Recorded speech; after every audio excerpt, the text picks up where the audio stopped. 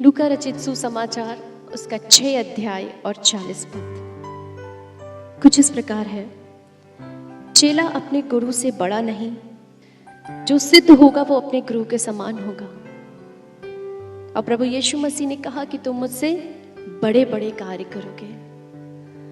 आज यदि हम सामाजिक गुरुओं को देखें तो कभी कोई गुरु नहीं चाहेगा कि मेरे शिष्य को पूर्ण शिक्षा मिल जाए। यदि आप उनसे कुछ सीखना चाहेंगे तो वो आपको दीक्षा देंगे लेकिन पूर्ण शिक्षा ना देंगे। वो आपको नहीं चाहेंगे कि आप उनके समान हो जाए और आप उनके साथ विराजमान हो। वो एक गैप, वो एक भिन्नता को जरूर रखेंगे। वो होते हैं सामाजिक गुरु, जो शारीरिक रूप में आपको सांसारिक शिक्षा से भरते हैं। लेकिन जो हमारा आत्मिक पिता है, जो हमारा परमेश्वर है, जो प्रभु यीशु मसीह है, जब हम उसकी शिक्षा में जाते हैं, जब हम उसके बताए गए वचनों में जाते हैं और पढ़ते हैं, तो वहां प्रभु यीशु मसीह कहते हैं कि तुम मुझसे भी बड़े बड़े कार्य करोगे। मैं बड़ी खुश होती हूं जब मैं अपनी बेटी को अपने से भी अच्छा बोलते और पढ़ते हुए देखती हूं। मुझे बहुत खुशी होती है। मुझे बहुत खुशी होती है जब मैं अपनी बेटी को अपने से भी अच्छा गाते हुए देखती हूँ, क्योंकि वो मेरी बेटी है, वो मेरा अधिकार है। और इसी अनुसार सिर्फ और सिर्फ वही प्रसन्न और खुश हो सकता है जो आपका रचयिता है, जो आपका रचनाकार है। सिर्फ वही चाहेगा कि आप उससे बड़े बड़े कार्य करें, और वो है परमेश्वर। तो यहाँ आप जिस झुंड में बैठे हैं, जिसने आपको सिखाने के लिए बुलाया है, वो आपका बनाने वाला रचयिता परमेश्वर है। और वो चाहता है कि जो भी कुछ आप यहाँ से सीखें और अपने घरों में लेके जाएं, वो आप उससे भी बड़े बड़े कार्य करें। क्योंकि जब आप उससे भी बड़े कार्य करते हैं तो उसका नाम ऊंचा होता है। जब आप देखते होंगे, ये यहाँ मैं छोटे छोटे बच्चों को देखती हूँ, और ये छोटे छोटे बच्चे जब अपने माँ बाप से बढ़ कर के अच्छे कार्य करते हैं, जैसा आप खाना बनाती हैं महिलाएं, आपसे अच्छा जब आपकी बेटियां खाना बनाती हैं तो आपको, मैं विश्वास करती हूँ, खुशी होती होगी। और ऐसे ही एक पिता के लिए उसका पुत्र जब उससे बहुत अच्छा व्यापार करके अपने पिता को देता है तो वो एक पिता खुश होता है। तो ये कार्य, ये जीवन में ये जो स्वभाव है, ये एक सिर्फ और सिर्फ माता और पिता के पास ही होता है, हमारे रचना कार्य का पास होता है। और वो है पिता परमेश्वर जो स्वर्ग में है, वो है प्रभु यीशु मसीह। क्योंकि जितनी शिक्षाएं प्रभु यीशु मसीह ने आपको दी, वो इसलिए दी ताकि आप उससे भी बड़े कार्य करें, ताकि उसका नाम महिमा पाए। प्रभु यीशु मसीह में जो हमारी पहचान है, उसकी 3 मुख्य विशेषताएं हैं। प्रभु यीशु मसीह में हमारी पहचान एक चेले के समान है। चेला क्या होता है? विश्वासी और चेले में क्या भिन्नता होती है? विश्वासी होता है जो प्रार्थना में आता है, चर्च आता है और पढ़ता है, और पढ़ के चर्च में सुन के और फिर वो चला जाता है। वो वचन भी पढ़ता है, प्रार्थना भी करता है, संगति में आता है और वो अपने घर वापस चला जाता है। वो विश्वासी होता है। लेकिन चेला कौन होता है? चेला वो होता है जो चेला बनाता है, वो चेला होता है। तो प्रभु यीशु मसीह ने आपको विश्वासी होने के लिए नहीं, प्रभु यीशु मसीह ने आपको चेला बनने के लिए बुलाया है। और चेले आप तभी कहलाएंगे जब आपका अपना एक चेला हो। और मैं विश्वास करती हूँ आज के बाद जब मैं दोबारा आपके साथ आऊंगी तो आप अपने साथ एक एक चेले को अवश्य लेकर आएंगे, और आप कहेंगे कि मैं असली प्रभु यीशु मसीह का चेला हूं या चेली हूं, क्योंकि आपके साथ एक चेला होगा। अब देखते हैं कि जब हम चेले को तैयार करते हैं, जब आप किसी चेले को तैयार करते हैं तो उसके जीवन में 2 मुख्य विशेष बातें होती हैं। प्रभु यीशु मसीह का चेला प्रभु यीशु मसीह के ज्ञान में और प्रभु यीशु मसीह के चरित्र में बढ़ना चाहिए। आपको पता है, जब भी आप किसी कंपनी में जाते हैं तो वो कंपनी आपको ट्रेनिंग ज़रूर देती है।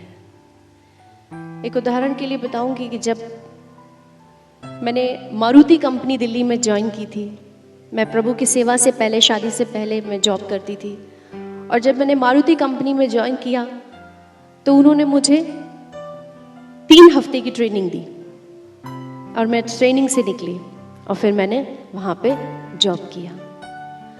और फिर थोड़े दिन बाद मेरे पास एक अच्छा अवसर था और मैंने जॉब ज्वाइन करने के लिए मेरे पास कॉल आया टाटा टेक्नोलॉजीज से। फिर मैंने टाटा टेक्नोलॉजीज में ज्वाइन किया, जॉब किया। जब मैंने टाटा टेक्नोलॉजीज में ज्वाइन किया तो उन्होंने मेरे सामने एक प्रस्ताव रखा कि हम आपको अच्छी जॉब देंगे, पहले से अच्छा सैलरी देंगे, लेकिन उसकी एक शर्त है कि आपको ट्रेनिंग से निकलना पड़ेगा। और वहाँ पे 2 महीने की ट्रेनिंग थी। मैंने कहा ठीक है, मैं ट्रेनिंग करूँगी। लेकिन मेरे मन में एक ही सवाल था कि मैं तो एक अच्छी स्टूडेंट रही हूँ अपने कॉलेज में, एक टॉपर रही हूँ शुरू से, मेरा स्केल अच्छा है, परसेंटेज अच्छे हैं, लेकिन फिर ये मुझे कंपनी ट्रेनिंग क्यों देती हैं? लेकिन नहीं, उनका अपना प्रोडक्ट था, उनके अपने तरीके थे, उनके प्रोडक्ट के बारे में एक अपनी नॉलेज थी, तो वो इसलिए ट्रेनिंग रखते थे। तो मैंने कहा मैं ट्रेनिंग से निकलूंगी और मैंने 2 महीने की ट्रेनिंग किया। कुछ समय ऐसे ही बीतता गया। थोड़े समय बाद मेरे पास ओखला भारती, जो एक एयरटेल की बड़ी कंपनी है जिसका ऑफिस दिल्ली में ओखला में है, मेरे पास वहां से कॉल आया और परमेश्वर का अनुग्रह था। मैंने 7 इंटरव्यू दिए। जब एयरटेल में मैंने 7 इंटरव्यू दिए और मेरा सिलेक्शन हो गया, और उस सिलेक्शन में जो एक लंबा सा लेटर मेरे पास था उसमें लिखा था कि वो मुझे 6 महीने की ट्रेनिंग पे भेजना चाहते हैं। और फिर मैं परेशान हो गई। मैंने कहा अब नहीं, 6 महीने की ट्रेनिंग नहीं करनी। और फिर प्रभु का कुछ अनुग्रह मेरे ऊपर ऐसा था कि हमारी शादी हुई। हम वो निर्णय ले ही पाते कि हमारी शादी हुई और हमने परमेश्वर की सेवा को ज्वाइन किया। और जब मैं परमेश्वर की सेवा को ज्वाइन कर रही थी और मैंने निर्णय लिया था कि अब मैं प्रभु के पीछे पीछे चलूंगी, ये सबसे अच्छा है, इसमें कोई ट्रेनिंग पे नहीं भेजेगा, इसमें ट्रेनिंग पे कहीं नहीं जाना है, बस अपना बैग उठाना है और चल देना है। लेकिन मैंने पाया कि मेरी तो ट्रेनिंग आज तक चल रही है, और वो है परमेश्वर का वचन। मैं आपको बताऊं, जब तक जीवन है तब तक ये परमेश्वर का वचन है और ये हमेशा आपके साथ रहेगा। ये हमारा दर्पण है, ये हमारे जीवन का दर्पण है। जब मैं प्रभु यीशु मसीह में नहीं थी, मैं तब की एक बात आपको बताना चाहती हूँ।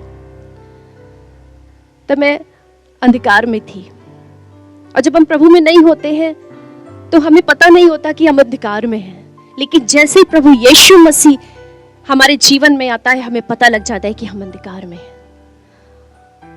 और जब आप उत्पत्ति की पुस्तक उसका पहला अध्याय और पहला पद पढ़ेंगे, वहां लिखा है, आदि में परमेश्वर ने आकाश और पृथ्वी की सृष्टि की। पहले पद में यदि आप आकाश और पृथ्वी देखेंगे, इंग्लिश की बाइबल में लिखा है, He created heaven and earth। उसने स्वर्ग और पृथ्वी को बनाया। वो है महान परमेश्वर, जिसने हमें अस्तित्व में लाने से पहले ही उसने स्वर्ग को बना दिया था। उसने हमें अस्तित्व में लाने से पहले स्वर्ग को बनाया था। कितना अटूट विश्वास का आधार है आपके पास, वो है प्रभु यीशु मसीह। आपको इधर उधर भटकने की और कंफ्यूज होने की जरूरत नहीं। He has already made a heaven for you, just a way to reach Jesus Christ। दूसरे पद में लिखा है, पृथ्वी बेढौल और सुनसान पड़ी थी और गहरे जल के ऊपर अंधियारा था, तथा परमेश्वर का आत्मा जल के ऊपर मंडराता था। तीसरे पद में लिखा है, जब परमेश्वर ने कहा उजियाला हो, और उजियाला हो गया, और परमेश्वर ने उजियाले को देखा कि अच्छा है। This is what God has created us। परमेश्वर ने हमें कुछ इसी अनुसार बुलाया है और बनाया है कि जब हम अंधकार में थे, जब हमें पता नहीं था कि हम अंधकार में हैं, जब मुझे पता नहीं था कि मैं गलत कर रही हूं, मैं परमेश्वर को कितने ऊंचे ऊंचे स्थानों पे ढूंढा करती थी, लेकिन परमेश्वर तो खुद मेरे लिए इस पृथ्वी पर आ गया और ये वचन में पाया। तो जब वचन मेरे जीवन में आया तो मेरे जीवन से अंधकार अलग हो गया।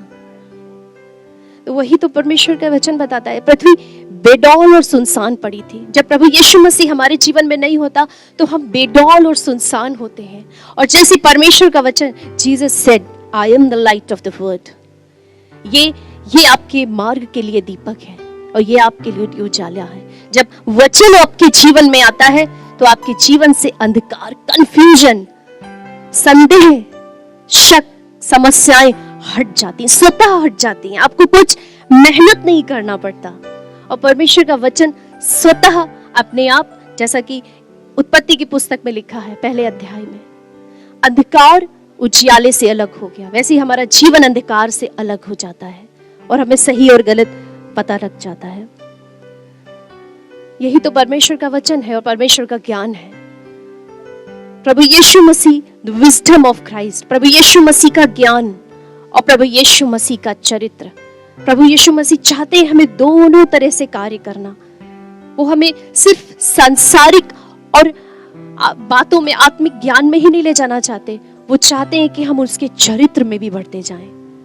और जब हम उसके चरित्र में बढ़ते हैं तो हम प्रभु यीशु मसीह के कार्य को अपने जीवन में देखते हैं। हम अक्सर प्रार्थना करते हैं, हे प्रभु तेरा नाम पवित्र माना जाए और तेरा राज्य आए।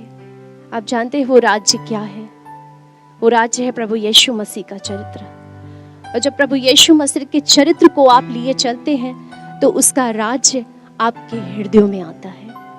और जब आपके जीवन में, आपके हृदय में प्रभु यीशु मसीह का राज्य आता है तो वही तो हम बांटते हैं।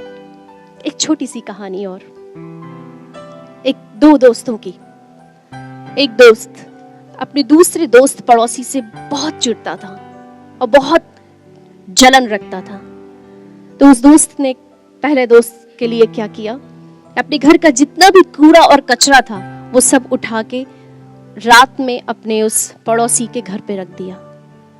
और जैसे ही उसका पड़ोसी सुबह उठा और उसने देखा कि बहुत सारा कचरा उसके दरवाजे के बाहर पड़ा है और उसको बहुत स्मेल आई, उसको वॉमिट भी हुई और वो परेशान रहा और 2 दिन तक वो सो नहीं पाया और उसकी तबीयत खराब रही।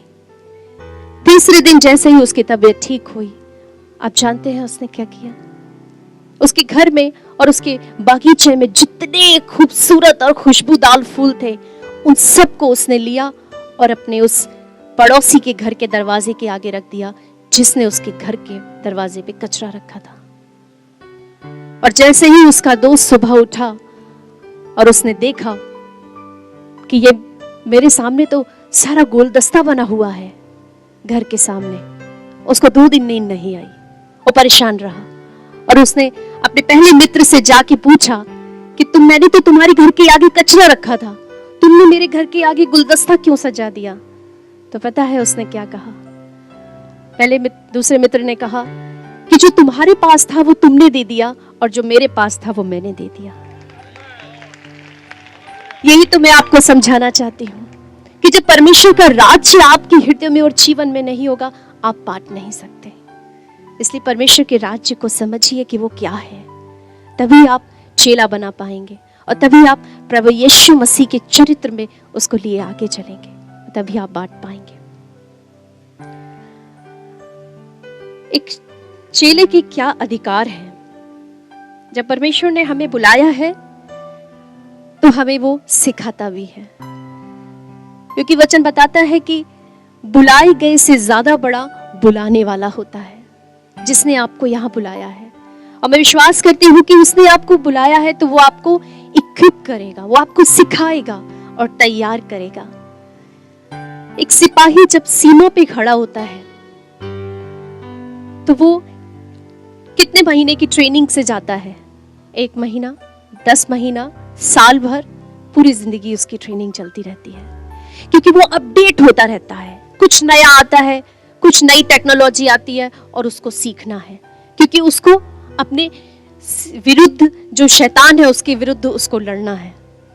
जो सीमा पे जो खड़े रहते हैं सिपाही, आपने उन्हें देखा होगा, उस सीमा पे बिल्कुल तैयार खड़े रहते हैं। वो आपको हमेशा यूनिफॉर्म में दिखाई देंगे, कहीं आपको नाइट सूट में नहीं दिखेंगे। वो आपको हमेशा यूनिफॉर्म में दिखेंगे, तैयार रहते हैं वो।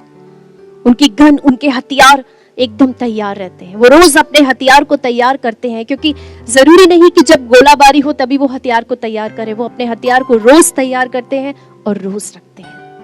ये है आपका हथियार, और ये आपका अधिकार भी है। आपको इसको रोज पढ़ना है, इसको रोज तैयार करना है, ताकि आप इसको बांट सकें। क्योंकि जब ये तैयार नहीं होगा आप बांट नहीं पाएंगे। और इसलिए उस सिपाही की तरह परमेश्वर आपको सीमा तक ले जाएंगे जब आप तैयार हो जाएंगे, और उसने बुलाया है वो आपको तैयार करेगा। पहला पतरस उसका 2 अध्याय और 9 पद, कि अंधकार में से ज्योति में आपको परमेश्वर लेकर आया, प्रभु यीशु मसीह लेकर आया। उसने कीमत चुकाई है, तो इसलिए उसने आपको अधिकार दिया है। और वो अधिकार क्या है? आप याजकों का समाज है। आप कोई साधारण लोग नहीं है, आप साधारण लोग नहीं है, आप याजकों का समाज है। एक याजक के क्या कार्य होते हैं, एक याजक के क्या अधिकार होते हैं, आगे देखेंगे। प्रकाशित वाक्य उसका 1 अध्याय 5 से 6 पद मैं आपके लिए पढ़ूंगी, उसे ध्यान से सुने। और यीशु मसीह की ओर से जो विश्वास योग्य साक्षी और मरे हुओं में से जी उठने वालों में पहलौठा और पृथ्वी के राजाओं का हाकिम है, तुम्हें अनुग्रह और शांति मिलती रहे, जो हमसे प्रेम रखता है और जिसने अपने लोगों के द्वारा हमें पापों से छुड़ाया है और हमें एक राज्य और अपने पिता परमेश्वर के लिए याजक भी बना दिया। उसी की महिमा और पराक्रम युगानुयुग रहे। याद रखिए, जो परमेश्वर आपको देता है वो आपसे कभी लेता नहीं है। आदि में जब परमेश्वर ने सृष्टि की रचना की थी, उसने पेड़ पौधे, चांद सितारे सब कुछ बनाया था, और आज भी आपके साथ वैसा ही बना हुआ है। परमेश्वर मनुष्य नहीं जो बदल जाए। वचन बताता है ये वो परमेश्वर है जो युगानुयुग एक सा बना रहता है। वो भूतकाल, वर्तमान और भविष्य एक सा है। उसके वादे, उसके अधिकार आपके जीवन के लिए एक से हैं जब तक आप इस पृथ्वी पे हैं। इसलिए उसके वचन कहता है कि और हमें एक राज्य और पिता परमेश्वर के लिए याजक भी बना दिया, और उसी की महिमा जो युगानुयुग होती रहे, वो पराक्रम है। और उसने जो अधिकार आपको दिए हैं वो तब तक के लिए है जब तक आप इस पृथ्वी पे हैं। और एक बात और गहरी है, बहुत ध्यान से सुनिएगा, कि सिर्फ एक कार्य ऐसा है जो हम स्वर्ग में जब उठा लिए जाएंगे हम वहां नहीं कर सकते। आप सब कार्य जो आप यहाँ कर रहे हैं, प्रभु की महिमा, गीतों का गाया जाना, वचन का पढ़ना, परमेश्वर को अनुभव करना, आप सब स्वर्ग में कर सकते हैं। लेकिन सिर्फ एक कार्य है जो आपको पृथ्वी पे दिया गया है, और वो है सुसमाचार सुनाना। वो कार्य आप स्वर्ग में नहीं कर सकते, इसलिए वो कार्य की जिम्मेदारी आपको दी गई है, उसको आपको आगे लेके जाना है। यही तो हम प्रार्थना करते हैं, परमेश्वर तेरा राज्य आए, तेरा नाम पाक माना जाए। और वो राज्य क्या है? वो है परमेश्वर प्रभु यीशु मसीह का चरित्र और उसकी सहभागिता। वचन में आगे बढ़ेंगे। उत्पत्ति की पुस्तक उसका 12 अध्याय और 3 पद, जो तुझे आशीर्वाद दे उन्हें मैं आशीष दूंगा, और जो तुझे कोसे उसे मैं शाप दूंगा, और भूमंडल के सारे कुल तेरे द्वारा आशीष पाएंगे। कितनी बड़ी बात! इस जगत को बनाने वाला परमेश्वर आपसे कहता है। कोई मनुष्य आपसे वादा नहीं कर रहा। शायद मैं आपसे वादा करूं और मैं कल इस दुनिया में ना रहूं, लेकिन वो परमेश्वर जो युगानुयुग एक सा है और आज भी जीवित है, वो आपसे वादा करता है। वो आपसे कहता है कि वो अधिकार वो उसने आपको दिए हैं, और वो कहता है कि मैं तुम्हें आशीष देता हूं। वो आपको आशीष इसलिए देता है ताकि आप दूसरों की आशीष बन जाएं। वचन बताता है कि धन्य है वे जो परमेश्वर का वचन सुनते और मानते हैं। आज जब मैं अपनी कुछ मेरी खास मित्र हैं, मेरी बहनें हैं कुछ खास, जिनसे मैं बात करती हूँ परमेश्वर के वचन में, और कभी कभी जब उनसे मैं सवालात करती हूँ कि आप कैसे कहेंगे कि आप आशीषित हैं? तो वो कहते हैं कि मैं संपन्न हूँ, मेरे पास अच्छा परिवार है, घर है, गाड़ी है, बहुत नौकर चाकर है। लेकिन फिर मैं उनको परमेश्वर का वचन बताती हूँ कि वचन कहता है, परमेश्वर का वचन कहता है कि धन्य है वे जो उसका वचन सुनते और मानते हैं। इसलिए धन्य है आप, क्योंकि आप परमेश्वर का वचन सुन और मान रहे हैं। शायद बहुत से लोग बुलाए गए होंगे, लेकिन आप चुने हुए हैं। स्पेशल चूजन पीपल, आप चुने हुए हैं। इसलिए वचन कहता है कि आने वाले से बड़ा आपको बुलाने वाला है। जिसने आपको बुलाया है वो आपको सिखाएगा। तीसरी महत्वपूर्ण बात, प्रार्थना। परमेश्वर ने आपको अधिकार दिया है कि आप दूसरों के लिए प्रार्थना कर सकें, मध्यस्थता की प्रार्थना। मैं आपको बताऊं मेरी बहनों और मेरे भाइयों, किसी के लिए प्रार्थना करना उतना ही मुश्किल है जितना कि हम बयान नहीं कर सकते। यदि हम किसी से मिलते हैं तो हम उसको बोलते तो जरूर हैं हम आपके लिए प्रार्थना करेंगे, लेकिन हम अपने अपने कार्यों में व्यस्त हो जाते हैं। परंतु असल में प्रार्थना तब होती है किसी बंदे के, जब आप उसका नाम अपने पेपर पे लिख लें और उसको यूहन्ना उसका 15 अध्याय और 15 में लगा दें, और आप उसको वचन बाइबल में रखें उनके नामों को, ताकि आप उनके याद करके उनके नाम से आप प्रार्थना कर सकें। वचन कहता है कि प्रभु ने तुम्हें नाम लेके बुलाया है। शैतान आपको आपके पापों से बुलाएगा, वो आपके पापों से आपको पहचान देगा। He will identify through your sins। लेकिन प्रभु यीशु मसीह ने आपको नाम लेके बुलाया है। वो नाम जो है, वो पहचान, वो आइडेंटिटी बहुत इंपॉर्टेंट है, और उस नाम को आपको एक पेज पे लिख के बाइबल में रखना है और उनके लिए रोज प्रार्थना करनी है, जैसा कि प्रभु यीशु मसीह भी किया करते थे। जब प्रभु यीशु मसीह बहुत सी भीड़ों के साथ चलते थे, भीड़ उनके पीछे होती थी, तो वो एकांत में थोड़ा सा समय निकाल के अलग पहाड़ पे चले जाया करते थे और वो प्रार्थना करते थे और अपने लोगों के लिए प्रार्थना करते थे। आपको पता है वो क्यों प्रार्थना करते थे? यद्यपि वो खुद स्वयं परमेश्वर थे, वो प्रार्थना इसलिए करते थे ताकि वो जो करते हैं वो हम भी सीख के कर सके। इसलिए उन्होंने बपतिस्मा लिया, इसलिए उन्होंने प्रार्थना किया ताकि वो हमें करना सिखा सके। यद्यपि आज जो बात मैं आपको सिखा रही हूं स्वयं मेरे जीवन में ना हो तो वो आपके लिए फलदायी नहीं होगी। आप उसे नहीं कर सकते, आप उसे अनुभव ही नहीं कर पाएंगे। इसलिए प्रभु यीशु मसीह ने हर एक बात जो अपने चेलों को, अपने लोगों को भीड़ में सिखाई और समझाई, वो स्वयं प्रभु यीशु मसीह भी करते थे। इसलिए तो कहा जाता है कि वो पूर्ण परमेश्वर है, वो जीवित परमेश्वर है, क्योंकि उसी ने आपको करके सिखाया, क्योंकि उसने आपको बुलाया है तो वो आपको सिखाएगा भी, वो आपको भरपूर कर देगा। He will equip you, He will bless you। वो सिर्फ आपको आशीषित ही नहीं करेगा, वो आपको बहुत से लोगों के लिए आशीष का कारण बना देगा। ये बहुत महत्वपूर्ण बात है। और आप बहुत से लोगों के लिए आशीष का कारण कब बनेंगे? जब आपके जीवन में परमेश्वर का राज्य होगा, आपके जीवन में, आपके हृदय में वो परमेश्वर का राज्य होगा। और परमेश्वर का राज्य, मैं फिर दोहराना चाहूंगी, दो बातों में महत्वपूर्ण है, the wisdom of Christ and the image of Christ. प्रभु यीशु मसीह का चरित्र और प्रभु यीशु मसीह का ज्ञान। किस तरह से प्रभु यीशु मसीह ने उन 12 चेलों को चुना और उनको सिखाया और उनको भेज दिया। तभी आज आप इस देश में ही नहीं, इस दुनिया के किसी भी देश में कोने कोने में जाएं, आपको वहां प्रभु के लोग अवश्य मिलेंगे, आपको प्रभु के लोग अवश्य मिलेंगे। यद्यपि यीशु मसीह अपने दायरे से, एक सीमित दायरे से बाहर कहीं नहीं गए, लेकिन फिर भी आज हर एक देश में प्रभु यीशु मसीह के मानने वाले लोग मिलेंगे, क्योंकि वो जीवित परमेश्वर है, वो सब जगह व्याप्त परमेश्वर है। हम बहुत से लोगों की बात तो सुनते हैं, बहुत से, जब मैं प्रभु में नहीं थी तो मैं बहुत से साधु संतों के उपदेशों को सुना करती थी, और वो कहते थे कि वो ईश्वर व्यापी है, ईश्वर व्यापी है, वो सब जगह विद्यमान है। पर एक सवाल हमेशा मेरे हृदय में रहता था कि वो कैसे विद्यमान है? वो तो दिखता नहीं, हम उसको कैसे जानेंगे, हम उस तक कैसे पहुंचेंगे? पर जब मुझे ये ज्योति मिली, तब मेरे जीवन से अंधकार हट गया। तब मैंने जीवित परमेश्वर प्रभु यीशु मसीह को जान लिया कि वाकई में वो जीवित है। आज भी प्रभु यीशु मसीह की कब्र खाली है।